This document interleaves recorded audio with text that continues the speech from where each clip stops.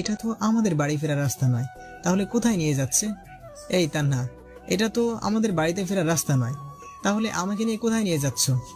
হ্যাঁ ঠিক বলেছ, এটা আমাদের বাড়িতে ফেরার রাস্তা নয়। এই রাস্তাটা একটা পার্কে চলে গেছে, আর ওখানে একটা লেক আছে। ছোটবেলা থেকে খুশির সময়গুলো ওখানেই কাটিয়েছি, তাই আজকে তোমাকে সেখানে নিয়ে যাচ্ছি। তান্নার কথা শুনে আর না করতে পারলাম না, ওর সাথে রাস্তা দিয়ে হাঁটতে লাগলাম। একটু পর দুজন মিলে পার্কে পৌঁছে গেলাম। পরিবেশটা দেখে আমার মনটা খুশিতে ভরে গেল, কারণ এটা খুব সুন্দর একটা জায়গা আর লেকটার জন্য আরো সুন্দর দেখাচ্ছে। তান্না আমাকে নিয়ে একটা বেঞ্চে বসলো আর গল্প করতে থাকলো।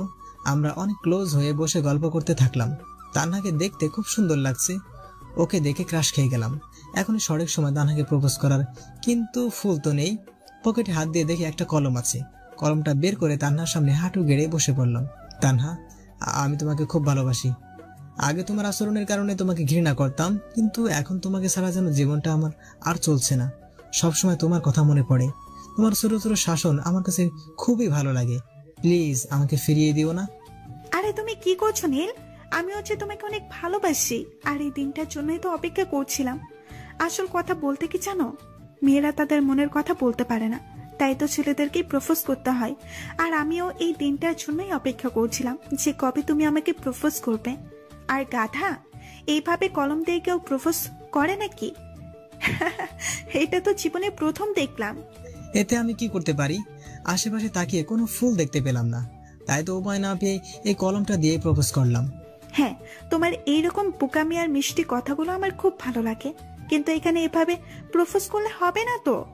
এই রে বাবা, তাহলে কিভাবে প্রপোজ করব? এখন উঠে দাঁড়াও তো। কালকে কলেজে গিয়ে গোলাপ ফুল দিয়ে সবার সামনে আমাকে প্রপোজ করবে। আমি চাই না যে আমাদের ভালোবাসা শুধু আমরাই জানবো, পুরো কলেজ ক্যাম্পাস কালকে দেখবে যে আমরা দুইজন দুইজনকে ভালোবাসি। এটা আমি লুকিয়ে রাখতে চাই না। তুমি কালকে আমাদের ভালোবাসার কথা সবার সামনে বলবে। আরে তান্না, এটা আবার কোনো বিষয় হলো নাকি? আমি তোমার জন্য সবকিছু করতেই রাজি আছি। হ্যাঁ, কালকে পুরো কলেজের সামনেই তোমাকে প্রপোজ করব। তুমি সঠিক সময় কলেজে চলে আসো, দুজনে আমরা খুব খুশি। তারপর আরো কিছু সময় পার্কে কাটিয়ে বাসায় চলে আসলাম।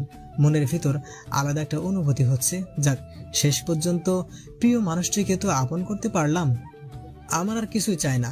আমার মতে রাতটা পার করে দিয়ে সকাল বেলায় কলেজে চলে গেলাম। একটা দোকান থেকে একটা ফুলের তোড়া নিয়ে গেলাম। তারপর কলেজে প্রবেশ করলাম। তখনই আমার সামনে তান্না চলে আসলো।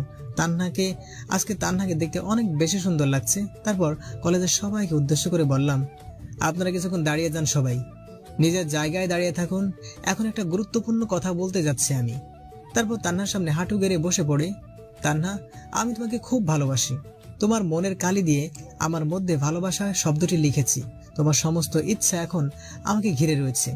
তুমি আমার স্বপ্নের রানী, তোমাকে ছাড়া আমি একটুও বাঁচতে পারবো না। Tanna, I love you. আমি তোমাকে খুব ভালোবাসি আর তোমার সাথে সারা জীবন কাটাতে চাই। কি বললি তুই?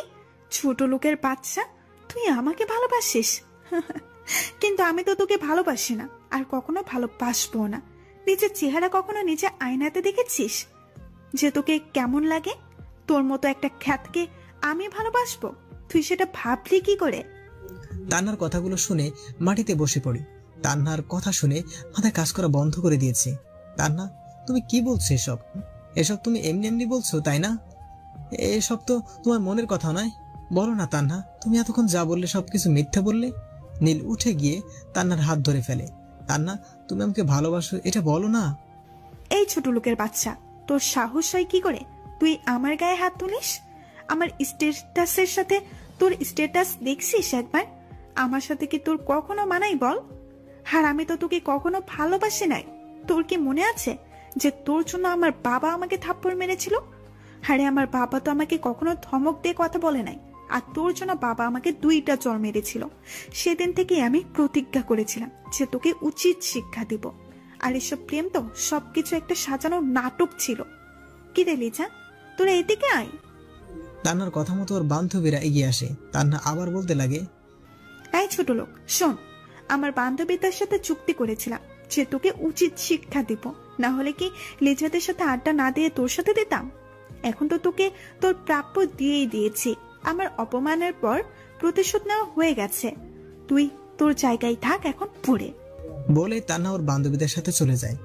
এসবের পর মাটি থেকে যেন উঠে দাঁড়ানোর সাহস বা শক্তি হারিয়ে ফেলেছি। চোখের পানি ঝর্ণার মতো বেরিয়ে চলেছে, বুক ফেটে কান্না আসছে। এই কয়দিনে তানহাকে জীবনের চেয়েও বেশি ভালোবেসে ফেলেছি, কিন্তু তানহা যে তার সাথে এমন একটা কাজ করবে এটা কখনোই ভাবতেই পারি নাই। চোখের পানিতে সামনের মাটি ভিজে গেছে। কলেজের সবাই নীলের দিকে চেয়ে হাসছে। তখনই রাজ এসে নীলকে বসা থেকে উঠায়, তারপর চোখের পানিগুলো মুছে দেয়। নীল রাজকে জড়িয়ে ধরে কাঁদতে শুরু করে দেয়। এই নীল, এখন একদমই কাঁদবে না। আমার তো সেই প্রথম থেকেই তানহার উপরে সন্দেহ হয়েছিল যে হঠাৎ করে আমাদের সাথে বন্ধুত্ব করে বসলো, নিশ্চয়ই কোনো প্ল্যান করে এসেছে। আরে তুই তো কলেজে মাত্র কয়েকদিন হলো এসেছিস, আর আমি যে এই কলেজে অনেক দিন ধরে আছি, আমি তানহাকে খুব ভালো করে চিনি। কিন্তু তুই যখন এত অপমান করার পরেও ওকে মেনে নিলি, তখন আমি তোর খুশির জন্য আর কোনো কিছুই বলি নাই। যাই হোক, এখন এসব কিছু ভুলে যা, নতুন করে জীবনটা শুরু কর, আর সবাইকে দেখিয়ে দে তুই কি পারিস আর কি না পারিস। মনে মনে বলে, আরে আমি তো দেখিয়েই দিব যে আমি কি পারি আর কি পারি না। আমি যে এই কলেজে ভর্তি হয়েছি ওই জন্য একজন নাম্বার 1 কমান্ডো কি হতে পারে সেটা তো কদিন পরেই সবাই বুঝে যাবে। তবে এটা সত্যি যে আমি তানহাকে খুব ভালোবেসে ফেলেছি। ওকে ছাড়া কেমন যেন একটা শূন্যতা বিরাজ করছে, কিন্তু এই মিশনের জন্য ওকে ভুলে থাকতেই হবে। তারপর যখন আমার পরিচয় দিব তখন সবার চোখ কপালে উঠে যাবে। আচ্ছা রাজ, এখন ক্লাসে চল, সময় হয়ে গেছে। তারপর দুজন মিলে ক্লাসে চলে গেলাম। অপরদিকে তানহা ওর বান্ধবীদের সাথে হাসিতে মেতে উঠেছে। আরে লিজা, আজকে আমি অনেক খুশি জানিস তো। এই খ্যাটটাকে শিক্ষা দিতে পেরে আমার যে কি ভালো লাগছে সেটা তোর বলে বোঝাতে পারবো না। ওর জন্য বাবা আমাকে থাপ্পড় মেরেছে, আর সেটার প্রতিশোধ খুব ভালো করে নিলাম। আচ্ছা চল তোরা, ক্লাসের সময় হয়ে গেছে। তারপর সবাই মিলে ক্লাসে চলে যায়। ক্লাস শেষ হয়ে গেলে নীল আর রাজ বের হয়ে ওদের আড্ডায় বসে, তারপর গল্প করতে থাকে। দেখ নীল, আজ যা কিছু হলো সব কিছু ভুলে যা, আর হ্যাঁ, বাসায় গিয়ে কিন্তু কোনো উল্টাপাল্টা করবি না। এই রাজ, তুই ঠিক কি বলতে চাইছিস রে? দেখ নীল, এর আগেও অনেক দেখেছি যে প্রেমে ব্যর্থ হলে সুইসাইড করে, তাই তোকে নিয়েও আমার ভয় হচ্ছে। তুই আবার এমন কিছু করে বসবি না কিনা? আচ্ছা রাজ, তুই কি পাগল হয়ে গেলি নাকি? ওসব উল্টাপাল্টা কাজ যারা করে তারা একদম পাগল। নিজের জীবনকে নিজে শেষ করে দেওয়া কি এত সহজ নাকি? তোর কোনো চিন্তা নাই, আমি এমন কাজ করব না। আচ্ছা চল এখন বাসায় যাই। তারপর দুজন মিলে বাসার দিকে রওনা দেয়। নীল বাসায় গিয়ে ফ্রেশ হয়ে খেয়ে নেয়, তারপর একটানা বিকাল পর্যন্ত ঘুম দেয়। হঠাৎ করে নীলের ফোনটা বেজে ওঠে। ফোনটা রিসিভ করতে ওপাশ থেকে একটা ছেলে বলে ওঠে, স্যার, একটা গুরুত্বপূর্ণ খবর আছে। আপনার ফ্রেন্ড সিআইডি অফিসার রিশাকে যারা ভুল করে তুলে নিয়ে গিয়েছিল তারা এখনো ম্যাডামকে ছেড়ে দেয় নাই। এদিকে সিআইডি টিম তো পুরোপুরি ভাবে খোঁজ শুরু করে দিয়েছে। আমাদের কমান্ডো টিমের হেড আপনাকে দায়িত্ব দিয়েছে রিশা ম্যাডামকে মুক্ত করে নিয়ে আসার জন্য, সেটা যেভাবে হোক। আচ্ছা ঠিক আছে, আমি দেখছি বিষয়টা। তারপর ফোনটা কেটে দিলাম। মাথায় পুরো আকাশ ভেঙে পড়লো। আমি তো ভেবেছিলাম যে রিশাকে ওরা ছেড়ে দিয়েছে, কারণ ওরা আমাকে ধরতে এসেছিল। কি যে এখন করি? ওরা যে রিশাকে কোথায় নিয়ে গেছে সেটাও তো জানি না। হঠাৎ আমার ফোনের আননোন নাম্বার থেকে একটা ফোন আসে।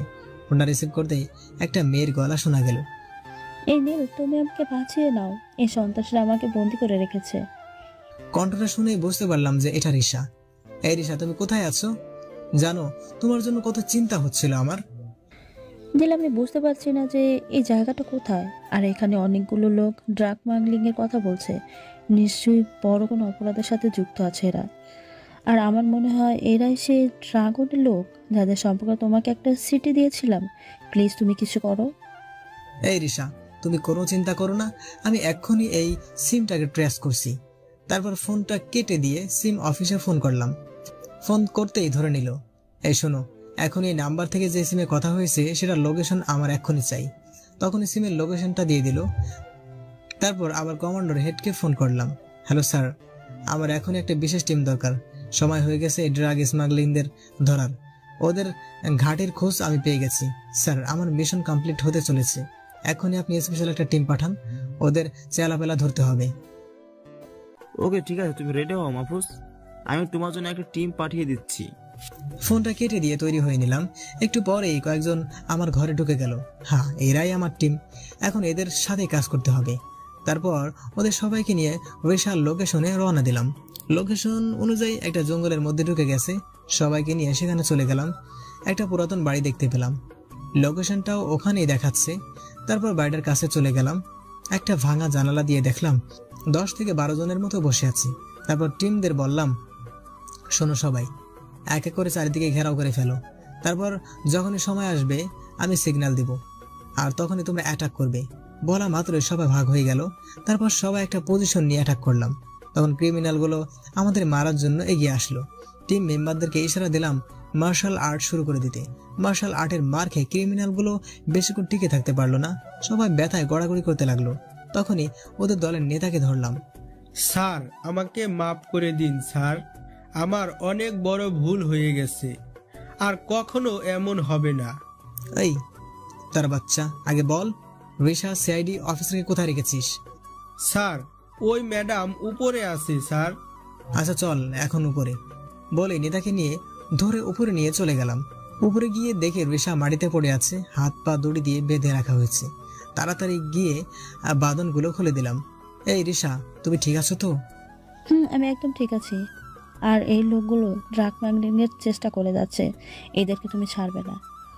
নেতাটার কলার ধরে উঁচু করে ফেললাম। এই ড্রাগনের চামচা, ড্রাগন কোথায় বল? স্যার, আমি জানি না যে ড্রাগন কোথায়, ওকে আমরা কখনোই দেখি নাই স্যার। আমরা শুধু ওর সাথে ফোনে কথা বলি, তাছাড়া ওর সাথে কোনোভাবে যোগাযোগ করতে পারি না। ওর যখন প্রয়োজন হয় তখনই শুধু আমাদেরকে ফোন করে বলে দেয়। তবে হ্যাঁ স্যার, সামনে এই শহরে যে কলেজটা আছে ওইখান থেকেই ড্রাগগুলো পাচার হবে, এটা আমি জানি।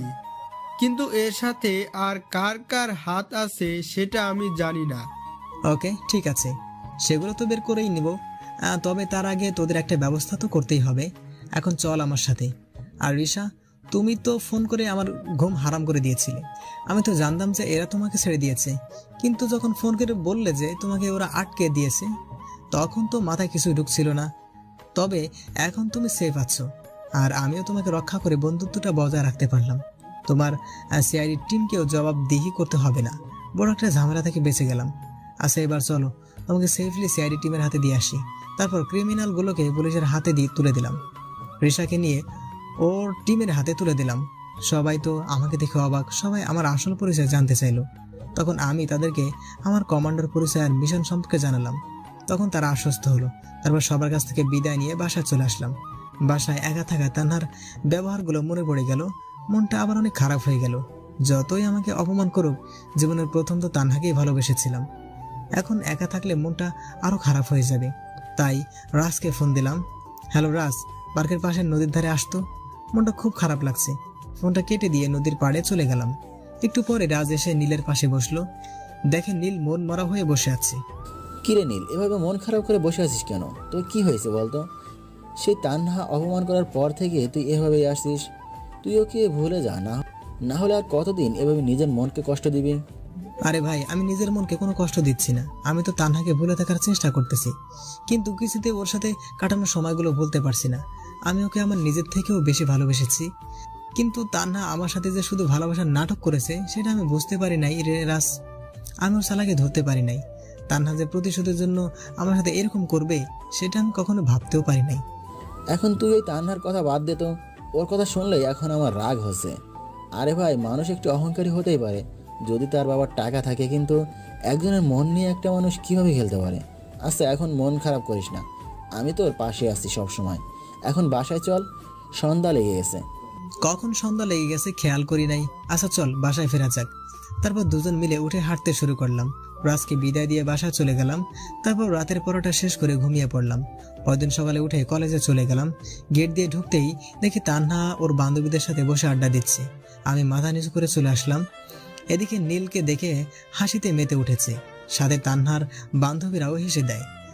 দেখলে যা, তোরা দেখ খ্যাটটা কেমন করে যাচ্ছে। ও ভেবেছিল যে আমি ওকে সত্যিই ভালোবেসেছিলাম, কিন্তু বেচারা আমার প্রেমের ফাঁদে পা দিয়েই ফুল করেছে। এখন তো অতি দুঃখে দেওয়ানা হয়ে গেছে। ওর জন্যই বাবা আমাকে থাপ্পড় মেরেছিল। তোরা জানিস সেদিন আমার খুব কষ্ট লেগেছিল, যেখানে আমার বাবা আমার সাথে কখনো জোরে কথা বলে নাই। আমাকে খুব ভালোবাসে আমার বাবা, আমার কোনো চাওয়া পাওয়া বাদ রাখে না। কিন্তু ছোট লোকের জন্য যে সেদিন কি হয়েছিল, আমাকে থাপ্পড় মেরে কতগুলো কথা শুনিয়ে দিল। তখন মনে হচ্ছিল কষ্টে কলিজাটা ফেটে যাচ্ছে। এখন তো খুব সুখে আছি আমি। ছোট লোকটাকে দেখছি আর মজা নিতে পারছি। তানহা, আমার মনে হয় তুই অনেক বড় ভুল করেছিস। আমার নীলের ওপর কেমন যেন সন্দেহ হয়। ওকে তো এই এলাকাতে আগে কখনো দেখি নাই। কই থেকে এসে আমাদের কলেজে অ্যাডমিশন নিছে। আর সবচেয়ে বড় কথা হলো নীল আর রাজ খুব ভালো বন্ধু হয়ে গেছে। নীল সব মেয়েদেরকেই খুব সম্মান করে রে তানহা। ওর মতো ভালো ছেলে আমি আর দেখি নাই। তুই ওকে এভাবে ঠকিয়ে ভালো একটা কাজ করিস নাই, পরে পস্তাতে হবে তোর। এখন তো নীল খুব কষ্ট পাচ্ছে, কিন্তু পরে তুই ওর প্রেমে পড়ে আবার কষ্ট পাস না, কারণ নীল তোকে আর কখনোই গ্রহণ করবে না। লিজা, তুই আমাকে হাসালি। এখন তো দেখি তুই ওর গুণগান শুরু করে দিয়েছিস। তবে এটা ঠিক যে রাজের সাথে ভালো বন্ধুত্ব হয়ে গেছে, আর রাজের স্ট্যাটাসের সাথে একমাত্র ওই ছোট লোকটারই মিলে যায়। ওটা নিয়ে আমি কোনো চিন্তা করি না। আর তুই ওই যে বললি না যে খ্যাটটা খুব কষ্ট পাচ্ছে, আর ওকে কষ্ট দেওয়ার জন্যই তো এতদিনের নাটকটা আমাকে চালিয়ে যেতে হয়েছে। আর আমি বাবার থেকে যে কষ্ট পেয়েছি সেটা ওই খ্যাটটার কষ্টের তুলনায় কিছুই না। ওকে যে এত ভালো বলছিস তুই, তুই কি জানিস যে এইসব ছেলেরা মেয়েদেরকে দেখিয়ে দেখিয়ে সম্মান দেয় যাতে মেয়েরা ওদের প্রেমে পড়ে যায়? আর আমি কখনো আফসোস করব না এই ভেবে যে আমি ওকে ঠকিয়েছি। আরে ওর মতো ছেলেরা আমার চারপাশে সবসময় ঘুরে বেড়ায়, আর ওর মতো ছোট লোকের প্রেমে পড়বো আমি? লিজা, তুই বলতেও পারিস এক এক সময় এক এক কথা। ওর প্রেমে তো পড়া দূরে থাক, ওকে তো আমার মনেই থাকবে না। কত ছেলেকে এভাবে শায়েস্তা করলাম, শুধু ওকে একটু বেশি করে ফেলেছি। তবে আমার কোনো সমস্যা হচ্ছে না বা খারাপ লাগছে না যে ওকে আমি কষ্ট দিয়েছি। আচ্ছা, এখন ক্লাসের সময় হয়ে গিয়েছে, চল ক্লাসে চলে যাই। তারপর তান্হা আর ওর বান্ধবীরা মিলে ক্লাসে চলে যায়, কিন্তু গিয়ে দেখে ক্লাসে এখনো স্যার আসে নাই, আর রাজ আর নীল একা বসে আছে। আরে তানহা দেখ, নীল আর রাজ ক্লাসে একা বসে আছে। ক্লাসে তো কাউকে দেখি না। বুঝলি রে লিজা, এটাই হলো কাটা গায়ে নুনের ছিটা দেওয়ার মতো। এখন ছোট লোকটার সাথে ভালো করে মজা নেওয়া যাবে। চল ওকে কিছু কথা শুনিয়ে আসি। রাজের সাথে গল্প করছি, হঠাৎ করে দেখি তান্হা আর ওর বান্ধবীরা আসছে। তখন মাথা নিচু করে রাখলাম। আমি জানি তান্হা এসে এখন আমাকে রাগানোর জন্য কিছু কথা বলবে। এই রাজ, তান্হা আসছে দেখ, ওর সাথে কোনো প্রকার কথা বলবি না, শুধু চুপ করে থাকবি। দরকার হলে ওর সাথে আমি কথা বলবো। কি রে ছোট লোক, এখানে বসে কি গল্প করছিস রে?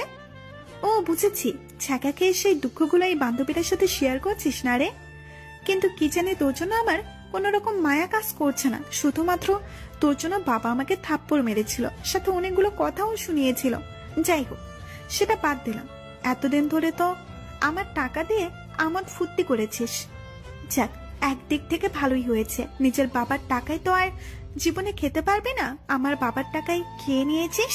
তো এখন কি রাজার টাকায় খাওয়ার চিন্তা করছিস নাকি? রাগের চোটে ওর চোখ দুটো লাল হয়ে গেছে।